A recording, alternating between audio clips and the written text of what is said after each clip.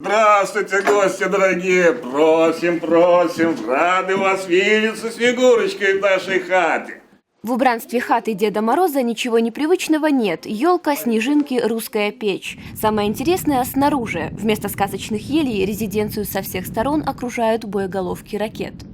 И Дед Мороз, и Снегурочка – непрофессиональные актеры. Дед Мороз Александр Голубович – председатель попечительского совета фонда «Память Афгана». Именно этот фонд при поддержке силовых ведомств и Александра Лукашенко 10 лет назад создал историко-культурный комплекс «Линия Сталина».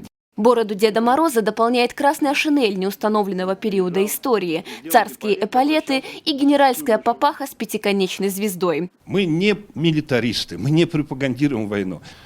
И террористическая угроза, и войны между государствами напряженно существует. И чтобы в мире торжествовало и не умерло окончательно добро, чтобы существовала любовь, кто-то должен это дело охранять. То ли в этот день белорусы охраняли свою любовь дома, то ли виной всему была плохая погода, но в резиденции Деда Мороза мы не застали ни одного посетителя. Хотя единственного гостя на линии Сталина увидеть все же удалось.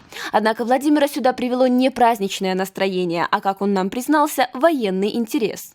Буквально недавно новый экспонат танка Т-34 выставили. Вот я решил на него посмотреть, вот приехал сюда. Как сейчас развивается фашизм на Украине, скажем так. И надо молодежи показывать и воспитывать в духе патриотизма. Но что такое патриотизм? Ни наш собеседник, ни руководство комплекса с точной формулировкой, похоже, не определились. Соседство строящейся православной часовни, бюста Сталина, а теперь еще и резиденции Деда Мороза их не смущает. Мы вообще не видим ничего в этом плохого, наоборот. Часть истории, как и Сталин, часть истории какой-то эпохи, так и православие, это наша история, все имеет место быть.